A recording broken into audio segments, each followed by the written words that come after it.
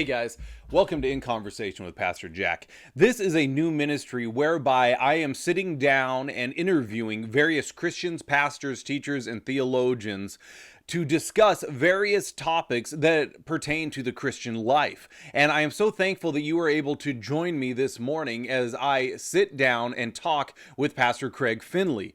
Pastor Craig has served in the greater Seattle area as a youth minister for 35 plus years, first at Calvary Fellowship in Mount Lake Terrace and now at Calvary Ballard. And Craig is one of these guys who has an incredible wealth of information when it comes to ministering the gospel of Jesus Christ to kids and youth of various ages, as well as how to help parents connect with their kids and to disciple them as well. And I'm really excited because in this conversation, we discuss everything from youth ministry, discipling our children, LGBTQ plus issues, how to talk to our kids about sensitive issues such as sex, what should be the limit on technology and when should we introduce them to various forms of technology and give them that kind of freedom. And I'm really excited that you guys are able to join with me today, and I hope that you find this conversation to be edifying and to be a blessing to you and to your family. So here's kind of the avenue I want us to go down as we're kind of talking about questions and such. First off, could you just give a little introduction about yourself to anybody who might watch in on this conversation who doesn't know you too well? Your testimony, family, how long you've been in ministry and such? Okay. Yeah. I'm now 60 years old, and I'm still a youth pastor currently, or at least doing that to some extent. I came to the Lord when I was in my high school years. I grew up in Seattle, grew up in Ballard, actually born in New York, grew up in Seattle, and got involved with Calvary Fellowship really early on in my walk with the Lord, probably half a year in, and had been involved with Calvary for gosh, 35 years maybe, something like that, and was doing the youth ministry almost from the very beginning. So yeah, I'm married. I've got 4 kids. I got 11 grandkids, and now I'm at Calvary Ballard, helping a good friend of mine, Andy Hirschman, to pastoring and leading worship. So yeah, there we go. I live in North Seattle. That's the long and short of it. How's that? Yeah, no, I think that's great. And I think for a lot of other people too, who might know me, they might not actually know the connection that you and I have together. The fact that I actually lived in your basement from 2008 to 2009 for about 9 months, about the first year of my marriage. And my wife and I, we actually had our first kid, Landon, when we were living with you guys. And I remember Vickie especially was like one of the greatest godsends for my wife, because she was able to bring so much wisdom and help to Elaine as she was trying to balance out being a new mom and a new wife and everything. And you guys actually played a real pivotal role in our early years and the foundation of our marriage. And I've always appreciated you guys so much for that. And another thing we're too, proud. We're very proud at those times. Yeah. Well, and I remember, and I was just thinking about this too the other day, is how I had also inadvertently, I think, tried to derail you when you were trying to do a diet one time. Because I feel like the first 3 months that I lived in your house, I cooked bacon every single morning, and I had no idea it was actually terrorizing you. That's the smell of Jack living with me in the morning. Is bacon wafting up and just destroying any discipline that I had. Yeah. Well, I'm glad you were able to survive that. But all right, Craig, well, some questions I got for you, as a guy who has been in youth ministry for 35 plus years, honestly, in some ways, you're almost like a unicorn. I mean, I don't think I know any other youth ministers who have stuck it out with you with that long, because I can do youth ministry for like a year and then suddenly I'm like, I'm out. I can't take this anymore. But you've been able to stick it out so long, minister to so many kids and parents along the way. I was just honestly wondering, what are some of the changes that you have seen in ministering to kids over the years? I mean, just from when you started 35 years ago till now. Yeah, well, it's interesting because I don't think, there's changes in the youth culture, right? But changes in our our methodology hasn't changed. I think in youth ministry, a lot of youth ministries have got different methods, and they've changed. I think probably the one thing I think that's changed that I've seen recently, and probably in the last 10 years, is the change from like distinct youth groups like junior high, senior high, college group, to putting them all together. Mm-hmm. That youth group, to me, has been pretty static in a good way, because we've always kept it super simple. I mean, besides shenanigans, which we kind of a lot of us are young life based. We come from young life roots, so fun types of games and perspectives. It's very much like our church service, very worship based, very word based. So we're a little bit, in some ways, maybe that's part of why I have the staying power, is because it has been pretty simple. In that sense, I don't really have to. I've never really had to keep up with what's going on, because the what we always believed is the word and worship is core, and if there were more effective things, let's just say this, we weren't interested in trying them. Yeah. Well, honestly, I think for any ministry, I don't care whether it's kids or adults, if you focus on worship and word and just keeping that central, I mean, it's kind of like, what else is there in some ways? Why change that? That's kind of our feel. I mean, right. You can, there's always this thought that you can do all sorts of, really high energy things and programs, but then you have to sustain it. And is it really the right kind of growth? That's a good question. I mean, people do a lot of things that, God bless them, but, we're just, I think in our youth ministry, we have, it's really ends up being based on who's there and the talents that they have and using the skills that they have.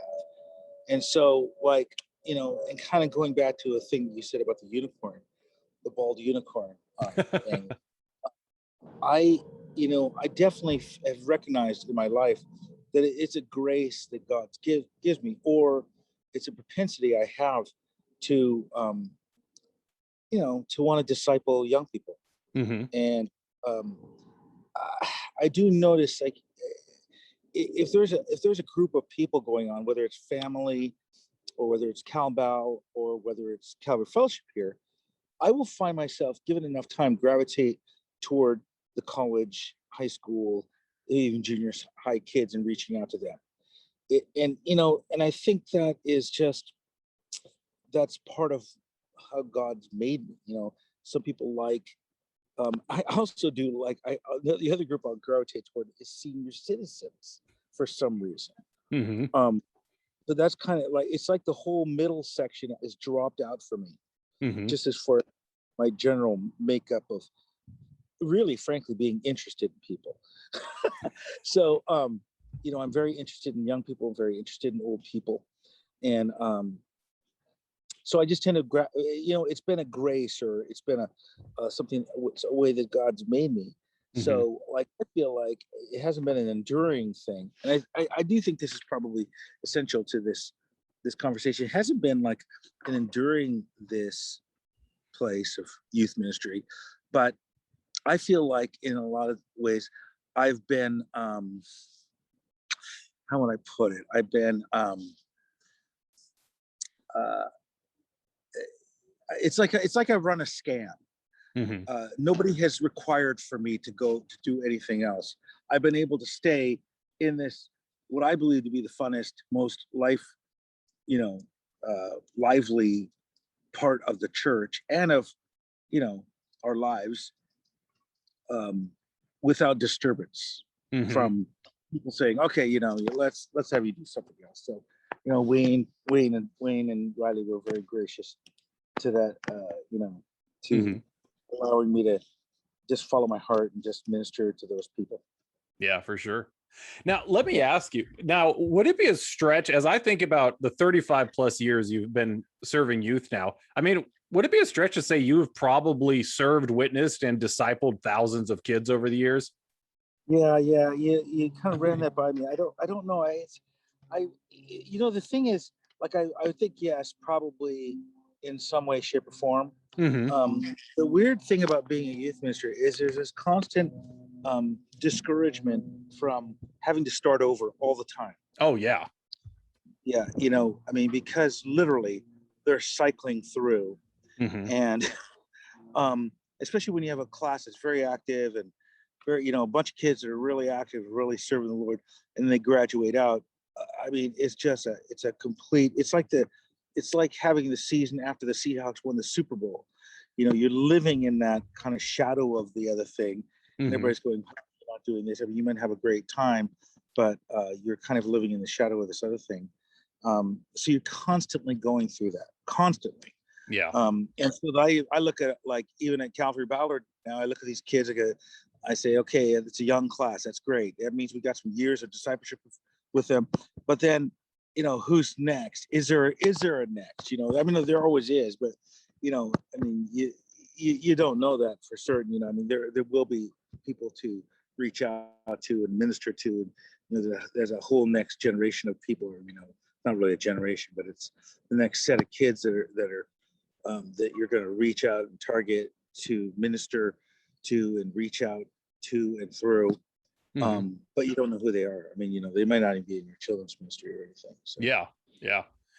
What have you noticed, from those kids who you did minister to, all the way through, they kind of raised up, became leaders in the youth group, and then were faithful, on into adulthood now. What did you ever notice any sort of patterns that seemed to click, as far as you ministering to them and even in their families ministering to them, that seemed to really add a stability to their foundation so that they didn't just kind of fall away after they were out of the youth group? Because I mean, I know a lot of kids that I grew up with in youth group and stuff, we were all strong, but the moment youth group ended, it was just over. Yeah. That's a good question. That's like the eternal youth ministry question. How to disciple people in a way that they'll continue their faith. Now, if there are some sort of indicators, I think there's strong, real relationship with their families. It's huge. I mean, real relationship. Because I got families they're very much into their kids, or they're into family, but they don't really have a relationship with their kids. There's a distinction to me. It's like it's almost like you can be kind of legalistic as a parent, and family as an idea, without really having a relationship with your kids. Those who have a relationship with their kids, an honest, strong discipleship relationship with their kids, do better. The ones who, are churchgoers, and they're doing their thing, and they're depending on the youth group to do discipleship, or I don't know. I'm not in those houses. I don't know what's going on, but I have seen that. Like, I think here's like one indicator I see. Okay, we'll go through all manner of effort to put together like specialized time away with the kids, like a retreat, and better yet, a mission trip. Now, these are incredibly important for spiritual development of young people. Incredibly important. In one way, you could probably knock out all your weekly events and have those two things and still be effective in the long run with changing lives. But what happens is there's a certain kind of family, or they just don't prioritize. They'll prioritize soccer, and they'll prioritize football practice, school events and whatnot. But when it comes to those things, they say, "Oh, we don't have the money for that, or we don't have the time for that. We're doing this," and they're not understanding that. So I think I've seen there's something in common with those two groups of families. The ones who have relationship, who are keen enough to know what these kids need, tend to be the people who also really are into them going on these trips, because they see how life-changing they'll be. The other ones may be into the concept of Christianity, churchgoers, could be elders, could be whatever, and they're really in the family. But in the long run, here's the thing I've seen. In the long run, either kids can tend to not continue on with the vibrant faith, and in the long run, it's kind of very exposed that there's some sort of like relational dysfunction in the family, and not necessarily. I'm not talking about abuse or anything. I'm just talking about there's just not an openness and fellowship that's there. So I think as you're preparing kids, I think that would be a key thing, is to really have this kind of open fellowship with your kids, and affirming, just kind of in a utility form, affirming their being involved with church ministry projects, such as retreats, because they're a pain in the rear, and mission trips, which are even more, they're costly and a pain in the rear. But if you know kids, you know that these are the things that are really going to change, have the opportunity to change. So like I see kids like people like Andy, I see people like Riley, I see people, all these people who are pastors and leaders in our area who've come through our youth group. All those guys were fit into that same mold. They were involved, and their parents, well, not Andy's parents didn't care, but Wayne was rather insistent about them being involved with the retreats, and they wanted to be as well, but it was a family principle that you're involved with these things, and we're going, there's a mission, yeah, you're part of that. And that's the kind of thing that really built some deep forming of their faith. How for you as a parent did you work on outside of just the church? Because for those of us who are pastors, our kids, they can even get kind of burned out on the constantly having to do church stuff and everything. How did you keep it, something that maybe your kids wanted to do, or they didn't get, tired of it? Just because you're a dad and you were constantly bringing your kids along to everything too, what did you do to pour into your kids, maybe even outside of the church, to help steward them in their walk? Well, just me, Vickie and I. Yeah.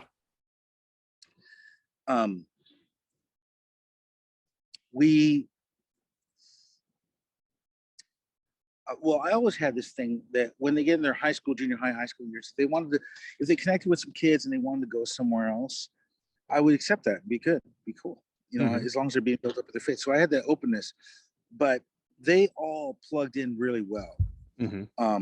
Jonathan probably being the one that didn't as much as the others, but he still, was pretty, he's your average, very involved youth group. The other ones were involved with, pretty much leadership along with other students in that were their peers in youth ministry.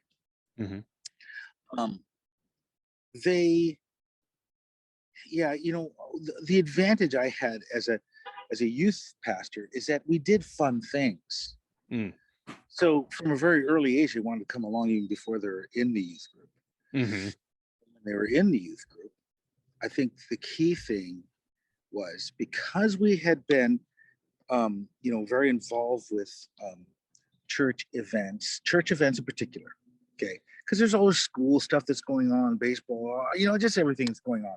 Yeah. But we're very attentive to the church community. They had relationships with kids. And we helped them navigate those relationships.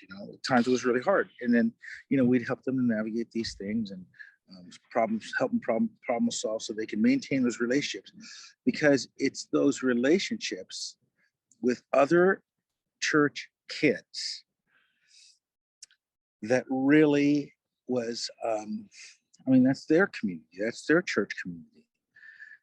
And so the driving of kids to events, which is another thing that's really tends to chafe parents, we just made sure we did. Yeah. We just drove, because you drive into soccer practice, baseball practice, whatever. You got to drive into these events. And in children's ministry, and Rob Cochran, I think, had this children's choir thing that he did. And the kids were into it. And then we just, we would never keep them from that. We would just say, yeah, you want to do that? Let's make it happen. So, and then we found that, like in some of them, actually all of them, in their adolescent years, it's super key to have another adult involved with their lives. Mm. I mean, usually a young adult, college age person or whatever. Mm-hmm. So Jonathan had Jordan Taylor. Um, Ben had Jared. Elizabeth had Julia and some other people, and Ariel had, I think, Chantel. I know I can't remember that. That's they're inverted there. Yeah. Ariel had somebody, Beth, as a matter of fact. Okay. Beth Young. So they had really discipleship relationships with people outside of our family that were mature. Mm-hmm. And that was, with Jonathan in particular, I see that was a real saving grace. That really, really helped him through difficult times. I mean, I'm assuming that's the same with all of them, but Jonathan was definitely very stark. Mm-hmm. Mm-hmm. Now, what about kind of bringing it back a little bit even more to the home? Did you guys do much for your kids, even as far as doing family devotions, prayer times, all that kind of stuff? No. Well, yeah, I don't know what it is. I've always kind of, and this is not good. I'm not saying this is good. Yeah. But I've always kind of had an adverse. I'm kind of against formality. And so I think that we had a regular, ongoing conversation and prayer about the things of God constantly. I mean, it was just, okay, so there's that. And at some point in almost all the kids' lives, in all the kids' lives, but none of them all the way through, they had some homeschooling. So Vickie, in that homeschooling, there was discipleship going on there. And, I heard a conversation on the radio just last night, just secular radio in our area. And they were espousing the virtues and the rethinking about education and about the value of this idea of homeschooling, where you're passing on values and relationship with your kids.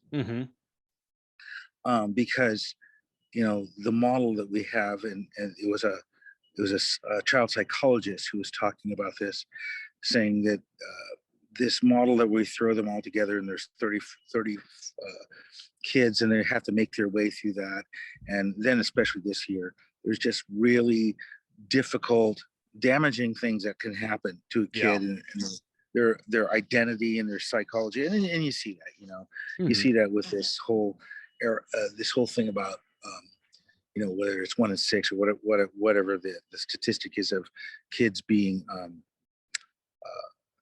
identifying as bisexual or some other thing. They've been raised with nobody guiding all this stuff other than it's like Lord of the Flies. Yeah. It's they're leading each other with very little at times adult supervision. So going back to my kids, they did experience that when we put them in public schools. And then kind of, we had them in there, had them out, had them back in. But I think probably the time with mom at home, where she's really helping them develop an identity and kind of a worldview, it was super. It was probably very, very helpful. Yeah. Honestly, Craig, I think you're touching on one of those things that's so important that I know parents, like even I myself, overlook sometimes. And it's just the reality of just that ongoing Christian relationship with your kids is so important. I'm a guy, I've always been kind of a disciplined guy, whether it's in my Bible reading, prayer time, fasting. So for me, I always think it's like, I need to be doing daily devotions with my kids. But even I've come to find out it's like, that's almost not possible. When it's like, when life hits, it doesn't matter whether it's events, church events, school events, or me. I just had a surgery a couple of weeks ago. It's like things always interrupt that, but having that continual ongoing just talk and relationship with your kids about the Lord, and being so dramatically involved in their life, like you and Vickie have been. Vickie, as a, even teaching them at one point, at home. And I think, you're really touching on something there that I think we often forget. Just our kids are going to learn and receive from relationship. When they see an authentic relationship with their parents pouring values into them, they're going to pick that up. Yeah. And I think, like, if we really enjoy our relationship and our following of Jesus, if we really truly enjoy it and getting life from it, that's going to transmit down. Mm-hmm. I just get the feeling that some people are communicating the reality of it being kind of a drudgery of life. Mm. And, the kids pick up on vibes, Yeah. I mean, if you're vibing that it's like, I got to, I mean, you may never say, okay, I got to go to church. I got to, do this thing. You don't have to say it because you vibe it and they understand that vibe. Mm-hmm. I think, if we want our kids, like I had this thing, I would hear people criticize, um, how did the criticism go? Um, they would say something about, well, like Wayne's kids. Oh yeah, of course Wayne's kids are going to be in ministry and blah blah blah blah. And there is some sense that the father's vocation is going to have an effect on that. But Wayne really paid the price as far as, like, again, getting his kids on these mission trips, getting these kids on these retreats, really getting them to church and to youth group events. It's no wonder that his kids are doing really good, Mm-hmm. because, and it's no wonder some kids aren't doing good because their parents aren't really willing. They're willing to drive them to these other things and fund these other things, but they're not willing to really pay the price as far as their spiritual development. Mm-hmm. I don't think it's rocket science. It's really just, it's obvious logic how that plays out. Mm-hmm. Yeah, for sure. So let's go ahead and kind of, you had already kind of touched on this a little bit, when you kind of mentioned that Gallup poll survey that came out talking about kids now, 1 in 6 kids are identifying as LGBTQ plus. Majority of them, it's claiming to be bisexual, which that doesn't surprise me at all, honestly, with the moral standard that our nation is now in. We see it in our culture. And I remember even years ago when I had first started ministering to the LGBTQ community back when I was living in Seattle, looking at statistics. And it's true that the majority of people anyways, they feel some sort of homosexual attraction at one point in their life, just while they're going through puberty and such. They're normally going to feel that, maybe if even it's just a passing thought. And of course, our culture now is pushing it on you that, hey, if you have this thought or feeling, that's who you are. How do we as a church, and how have you, as a youth minister, ministered to kids as they're going through that? Because I know in the time I was there, there have been kids that came up through the church are now identifying as LGBTQ plus. And and I've known ministers' families who their kids even for a time came out like that. Yeah. How do you as a pastor, and even as a, just even as a parent, a friend, a Christian, minister to young people when they are going through these questions and thoughts and whatnot? Well, it depends on the kid, but I think the general philosophy I have is, I think, because I've had a bunch of kids come through and, who've been dealing with their sexual identity. And I think that's the key. It is an identity thing. And I think to deal with, firstly, the moral actions or experimentation or whatever, rather than dealing with the identity issue, people have a knee-jerk reaction to that today. And you might be just kind of like, it's not the gentle answer that might turn away wrath, right? It's I think to just deal with them and speak to them about how they identify their life. Do they identify it as a disciple of Jesus Christ, as somebody who's redeemed by Christ? I found more often than not that if that question is answered, Well, I would say probably I've always found, but I don't know the workings of people's minds, but that if they answer that question, their identity is in Christ, that they Hmm. are a redeemed person who belongs to King Jesus. The other thing works itself out. Hmm. Um, okay. So, and if they don't deal with that, it conversely doesn't work itself out. So I felt to just disciple them, to speak to them about um, God's ways, and it'll come down to those questions and the topic of sexual identification. And we've dealt with it. We deal with that somewhat regularly in youth ministry because it's youth group because it's just a really, I mean, it's the elephant in the room. Hmm. So I'd say, we would confront that with saying, don't identify your, or it's foolish to identify yourself by your sexual desires or even by your, really by your sexuality. Hmm. There's neither male nor female. It's Christ. You get that. Let's pin that down and let's see how that affects everything else. Okay, so there's that. I think one of the reasons why we're dealing with this so much, though, is because I think the whether it's the Lord of the Flies or um, whether it's actually the culture around these kids, the psychological culture around these kids, that they propose this experimentation with different sexual identifications as the cure to the dissonance that's in them. Hmm. I mean, it could be any dissonance. It could be, depression. It could be, anxiety and depression, which is just rampant among these kids, right? Yeah.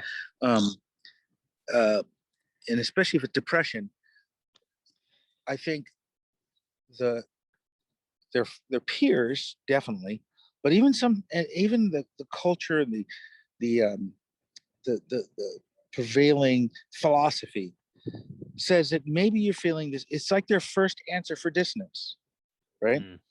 If you're feeling depressed and life isn't right, of course we would say, well, that's obvious. That's you need either deeper or in a relationship with Christ.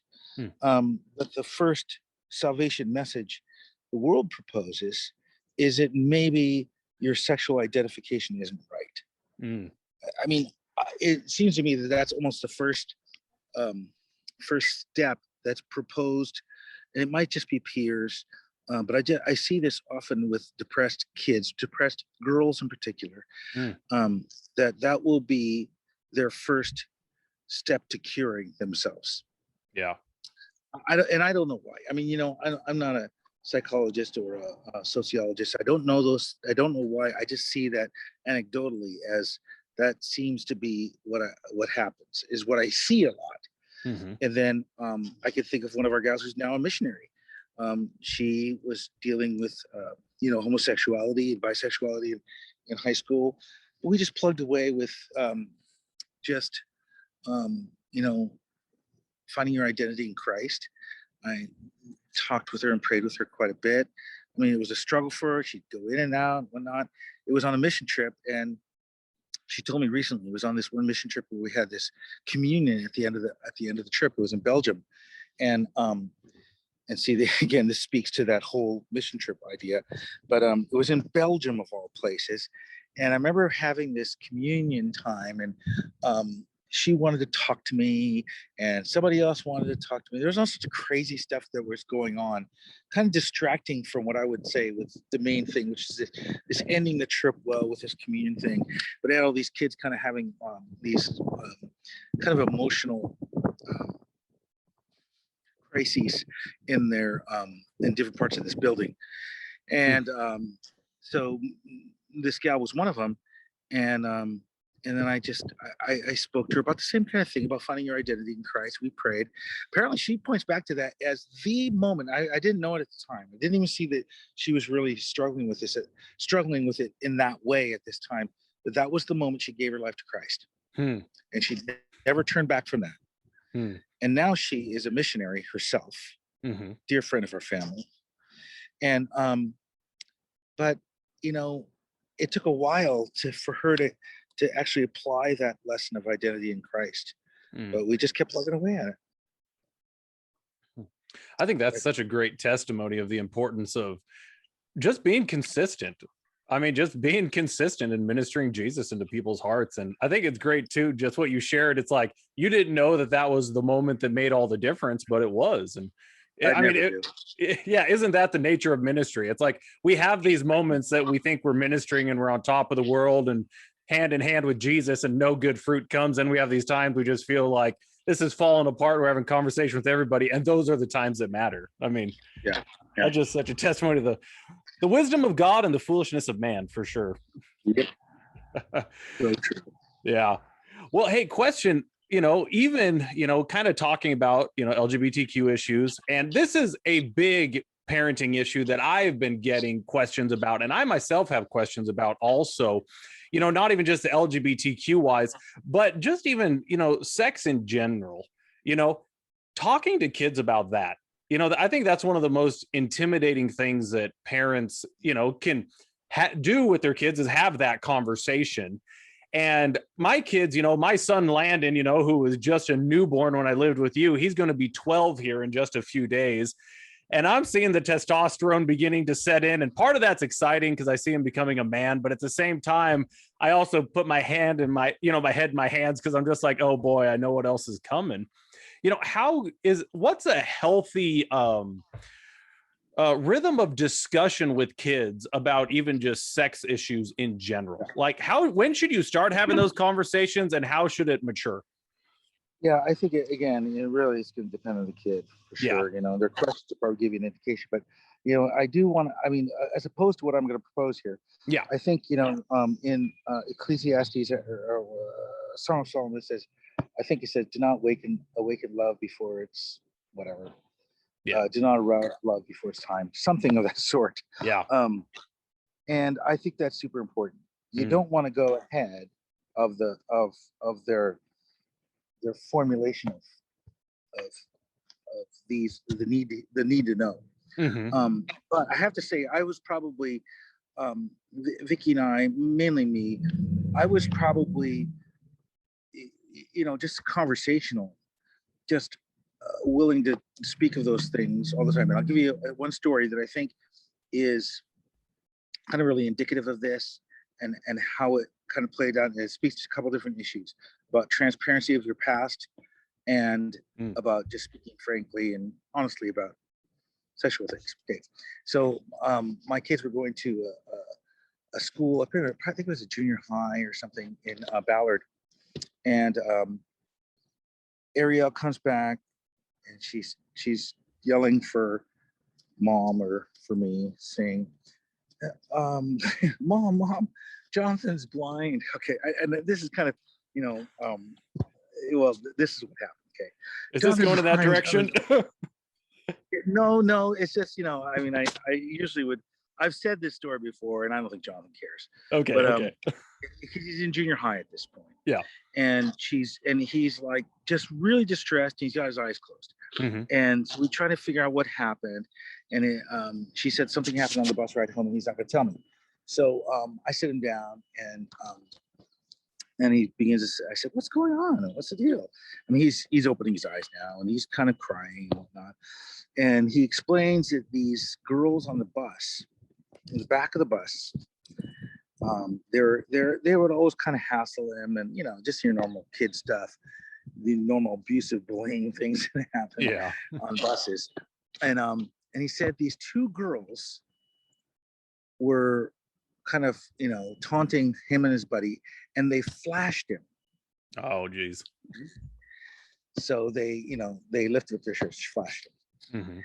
And so he's just totally alarmed. And I said, "Oh my goodness."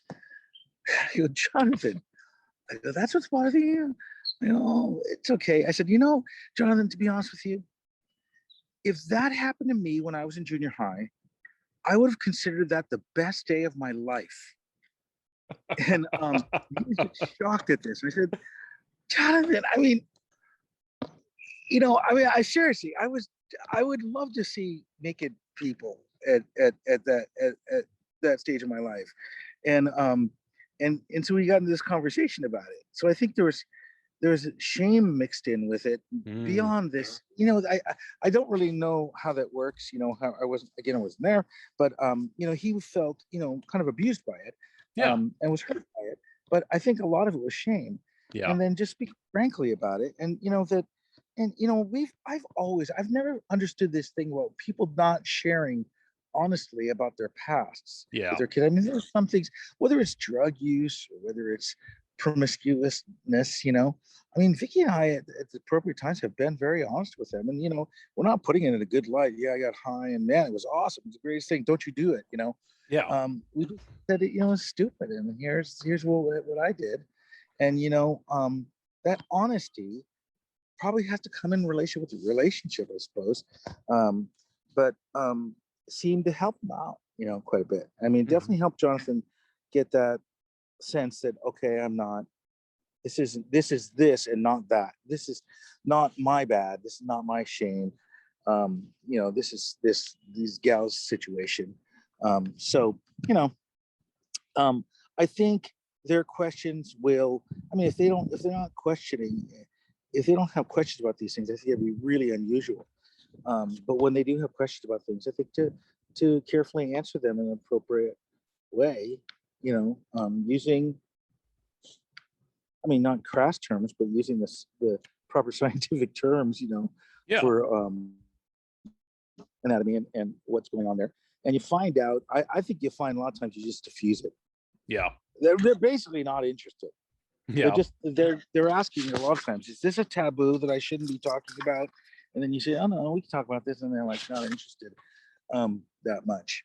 Hmm. And but people around them are talking about it. I mean, the thing is, like, yeah, I don't think I ever had the talk with my parents. So I had a Hmm. lot of strange ideas. I had a Yeah. lot of strange ideas until, I was informed otherwise. So, but I had questions, and my friends answered those questions, Hmm. and their answering it created some strange ideas. And this is like late elementary school. Yeah. So, and it'd be earlier now. Their answers to my questions were so strange. They gave me a real odd view of sex, um, because they answered it, Hmm. rather than somebody who actually knew what they were talking about. Yeah. Yep. Yep. Hmm. I think that's probably the testimony of a lot of guys, honestly. I mean, shoot. But okay, I had a mom. I'm going to ask you a real direct question because I had a mom ask me this one time. And honestly, I was kind of taken aback because I didn't know how to answer because it was such a just straightforward question, which I appreciated. But she was just asking about her son, who was beginning to enter puberty. And she said, should I just straight up ask him if he's masturbating or if he's discovered what masturbation is, or how do I address that? Because I mean, that's one of those things that a lot of kids, they run into that issue, through many different areas. I mean, I've listened to a lot of guys' testimonies and stuff. And that's even one of those issues. A lot of parents are like, how do I even talk about that? Or should I, or how do you even broach that topic? I guess I would suggest that that might be an awkward conversation, but I think the question that would be more immediate and on point would be the potential of contact with pornography. Oh yeah. One may be, I don't know, um, one essentially is the action of it is not necessarily spoken of Mm-hmm. too much in the Mm-hmm. scriptures, other than, anyway. But the lust issue and the, things, the nature of pornography is spoken about. Yeah. And so I think one it's not the primary issue Mm-hmm. to me. It's lust, and then, perhaps, the real thing I think we got to defend our kids. The real thing is cutting off the flow of pornography in early years, because it's just distorting Mm-hmm. the psychology and the emotional makeup of kids. I Mm-hmm. mean, and they can't, they they'll have, if you impart conviction to them, they'll have some of that, but they'll have a lot of that, matter of Mm-hmm. fact. But you need to run defense for them. Mm-hmm. To shelter them as long as you can possibly shelter them from seeing pornography. And back in the day, it used to be magazines, but now it's, obviously online, phones. People have to be much more diligent. Mm. I mean, if a family needs to get rid of every smart device, every screen, then they'll probably, they'll be better off than having a kid wrecked by pornography. Mm. And I think this idea of giving kids smartphones early on, and schools giving them computers, Mm. is absolutely disastrous. Absolutely disastrous. And it is, if you care about your kids, do not let that happen. Mm. Do not, don't let them, have a device like that. It's just, they're not, they don't have um, the abilities to fight that battle. They'll have to do it someday. They'll have to have self-discipline someday. Yeah. But not they. You got to shield them from it, and especially in their developmental years, which Mm-hmm. late late into their adolescence. Mm-hmm. Mm-hmm. So what do you, because I had somebody ask me the question, about exposure, because obviously we're raising kids who are going to be adults who have to be able to fend for themselves in the world without mom and dad, being there, controlling everything they look at, controlling the technology they have and don't have.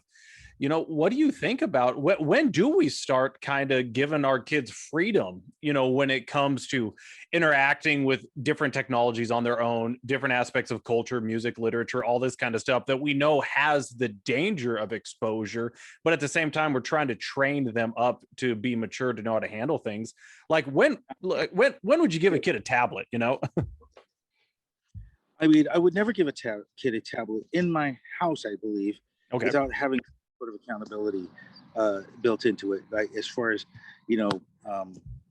histories and browsers, just and whether it's Disney has a good program of locking down devices and tracking, or locking down certain things, getting a blocking filter.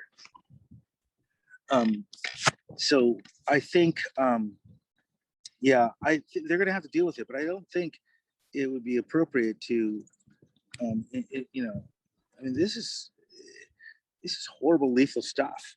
Yeah. So I think, it'd be the image that comes to my mind is that they may go into the military and get live ammo shot at them, live rounds shot at them, but you don't want to prepare them for it by giving them a gun and shooting it off in the house. It's just not, it's not that kind of thing. Yeah. I think there are things that, their schools will schooling's going to demand that they have, computer access and whatnot. But I think those simple things, I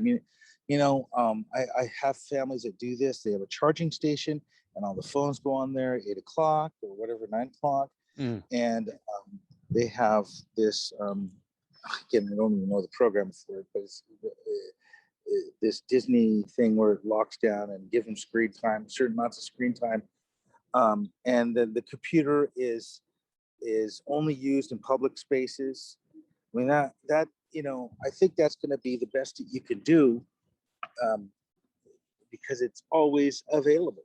It seems to be always available. And if you're, any school, I was going to say at a public school, but it could be a private school or a Christian school, whatever it is, they're going to have their peers actively showing them things. Yeah. Actively. That's what I experienced with all my kids. Oh yeah. And they'll have the opportunity to say, "Oh, don't show me that," or whatever. But they're going to experience that. Mm-hmm. Because the world around us has a different view of these things, and it's just a really careless view of offending against pornography. And I think parents, you just got to be on our toes. You got to care enough to put some effort in. Mm-hmm. Because whether, again, maybe you're at the place where your kid's on your device and you can't control it, we'll just get rid of all the devices. You can get dumb phones and just have one computer that is in the living room or something like that. Or all the computers are all in view, and they don't go into rooms, and they don't go into private spaces, because I think the hassle of that is going to pay off in a lifetime of non-distortion in this area, or less distortion. Yeah, for sure. No, I think that's definitely some good wisdom there that I think a lot of us need to, because honestly, it's counterculture. I mean, what you're saying there is like, we have to be different. Yeah. No, right. I think that's really good. And, Greg, I don't know if you've seen the movie Social Dilemma. Some of these big tech heads of the tech state, they do similar things. They don't allow their kids to have devices. It's not just, I mean, anybody who cares and understands the power of these things is going to be careful about those kinds of things. It's only because sometimes we're careless and we want to have our convenience. Again, we were talking about this last night on this radio show, but you go to work and then your kids come home, and then it's just easier to let them be on a screen. And it's because of our our laziness and our apathy that a lot of this stuff is able to happen. We gotta, as followers of Jesus, we've got to make sure this is like our first ministry, to our families. And it's so key, of all the disciples that, I hope to have, kind of been a part of their lives. I want my family to be the ones that are most blessed and most, taken care of. Yeah, for sure. For sure. Well, Craig, it looks like I've almost had you on here for an hour now. You got more time, or you need to get off and go, or I don't want to take too much of your time. I mean, just you got a last one you want to fire my way? Yeah, well, honestly, I mean, you kind of covered the main bases here, but I would say, just from your experiences, though, what would you say something that you would want to leave the church with, as far as, I don't want to say a corporation, but you know what I mean, as far as the church ministering to kids, and then as far as parents ministering to kids, what just some final thoughts that you might have that you would just recommend, for churches and parents, to make sure is a priority for them in order to raise kids that are faithful beyond just the school years? Yeah, I think I've probably stated them already, but I'll restate. And I think, one of the things we were talking about beforehand is that there's a different role. Families have a role, and churches have a role, and hopefully they can be complementary. Sometimes I see youth ministers and children's ministers, especially ones without families, they think, sorry, I got some construction going on over here. That's all right. They think that they are in the job of discipling the families or something like that. That's not really, I don't see that. I think the church is in that job. Okay. But the youth minister is at his best when he is adding to the ministry that the family has, and disciple them in a particular way that a community of youth can disciple a person. In this age that we live in, we're not in a, I don't know about you guys, we're not in an agrarian society where everybody is very isolated and the social interactions is small, or less than the time that they're apart from each other. They are a herd of people, and they depend on each other. So I think the gospel is flexible enough, and or the church should be flexible enough to take the gospel, the pure, powerful gospel, and use it to reach this people's group. And I think that's the job of the youth ministry. Youth ministries can be changing and reaching out. They're not the family. They're never going to replace the family. They shouldn't try. Kids without family will really depend on that even more. But they're a community of followers of Jesus, and I think families can really do themselves good by sacrificing, driving, allocating funds, and praying for these youth ministry ventures. Okay, and then the youth ministries need to just honor those families. One of the things I've seen, and so if there's like youth ministries listeners, don't clog up your kids' schedule so much that the families never see. Now, that being said, kids today, here's the thing, family got to understand, kids today, generally, if they're, especially in an urban setting, they're going to be doing things almost every night. Or let's say, if they are doing things every night, let them do church stuff every night. Yeah. I mean, if you can constrain that, then good. I just find some of these kids, these are mostly non-Christian families, they have no constraints on their kids, and they're going to be doing something. And so, I try to loop them in to as many activities as possible and see discipleship in their life. But generally, youth ministries need to not be so busy so that they're squeezing out study and family and all that other kind of things. Gotcha. There we go. Gotcha. Well, okay, I guess one more question if we got time to squeeze this in there. Now, in all your years and experience as a pastor, as a parent, is there anything that if you could say, if I could go back, I would do that different? What do you think it would be? I was just saying to my one of my sons the other day, in raising you, I made one mistake that I could think of. One critical mistake. I allowed you to think for yourself. And I was using it to kind of troll them about some decision or some sort of thing that they're making. Yeah. I do, that's the thing. You have to let them think for themselves. And it carries with it a huge risk.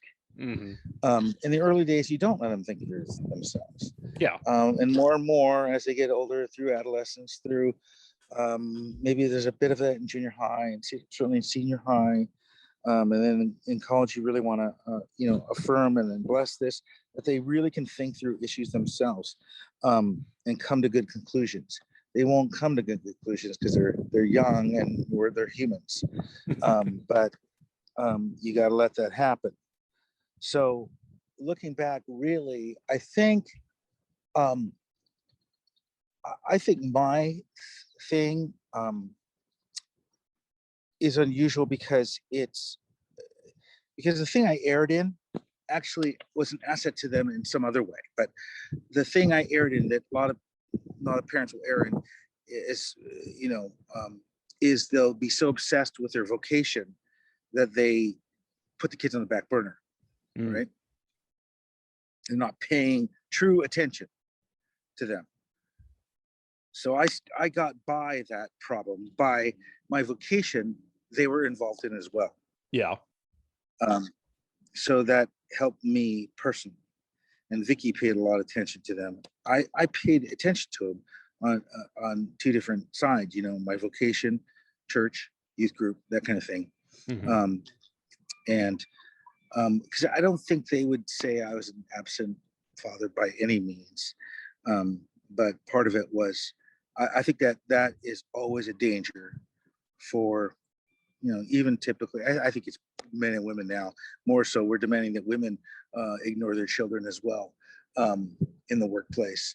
So, but it's traditionally been that men ignore their children while they're in the workplace. So I think it's easy to put all your heart, your soul, your energy toward this other thing and not realize that this other thing, this family thing, is the most important. Everybody says that. When you come to the end of your life, you're not going to say, oh gosh, I'm glad I put in 60-hour a week, to my job because, making staplers was just the real passion of my life. And I'm so glad I wasted my life on that. You're going to talk about your family. So we got to have sense enough to really pay the price there and really be, come home and, take that drive home or that commute home or whatever it is, refuel yourself, because then you're really on the job. No, I think I think that's a word you hear a lot of people say, but I think there's a reason you hear everybody say it because it's just that darn true. And we as humans have not been good about doing it, even Christians. Right. So, no, I think that's really good. Well, Craig, hey, I appreciate you, buddy, so much for, taking some time because I know you're a busy man to be able to sit down, have this conversation with me, and that you're willing to share some of this wisdom with some of us rednecks down here in Missouri. But, I definitely appreciate you so much, buddy, and just all the work that you've done at Calvary Fellowship over the years now at Calvary Ballard, and just the influence you guys even had on, me and my wife early on. I mean, just, man, you remember back to the early years of marriage. I mean, shoot, there are just people who just mean so much because of the wisdom they impart to us in those years. And you guys have had such a wonderful impact. I'm so thankful for you and Vickie. Wow, that's great. That's great to know. Because for all your people here, I say, you guys got somebody awesome there. Jack, whenever I say Jack Coltes, I tell people, now that is what God intended for an American to be. You're the quintessential godly American to me. So, I mean, you're an epic figure over here. And I always talk about you in your now state of Montana. I always tell people that you're in Montana. So. I'm glad we corrected that. Yeah. Oh, that's fine. Well, it's kind of that my problem too is down in my heart, I'm still a Montanian. I might not live in Montana for the rest of my life, but I will still be a Montanian. I think it's almost a cult of those who are from there. Well, hey, appreciate you, buddy. Thank you so much for this conversation. All right. God bless you, man. See you later. Yeah. See you later, man. Bye. Well, guys, I hope you enjoyed this episode of In Conversation, and I would encourage you to be paying attention to this channel as I'm going to be having more conversations coming up here in the future. A matter of fact, next week I will be sitting down with Pastor Justin Thomas of Calvary the Hill. He serves in the greater Seattle, Washington area as well, and we are going to be diving into the topic of LGBTQ+ and how we as a church and as Christians can minister to our LGBTQ+ neighbors, how we can share the gospel with them, what our reaction should be to them, how we as a church should respond to the current rise that we are seeing among those who identify this way. And I'm really looking forward to that conversation. And I'd encourage you, if you have any questions that you would like me to throw Justin's way, please comment down below, message me, Facebook me, email me, whatever way works best for you to get a hold of me. And I will be happy to share those questions that you might have with Justin while we are in conversation. And once again, I would very much encourage you to join us for that conversation when it does come out. Once again, guys, I love you, and in order to help grow this new ministry that we are starting, I would encourage you to please share these videos whenever they come up, like, subscribe to the page, and let's see what the Lord might happen to do through this new endeavor. God bless you guys. Take care.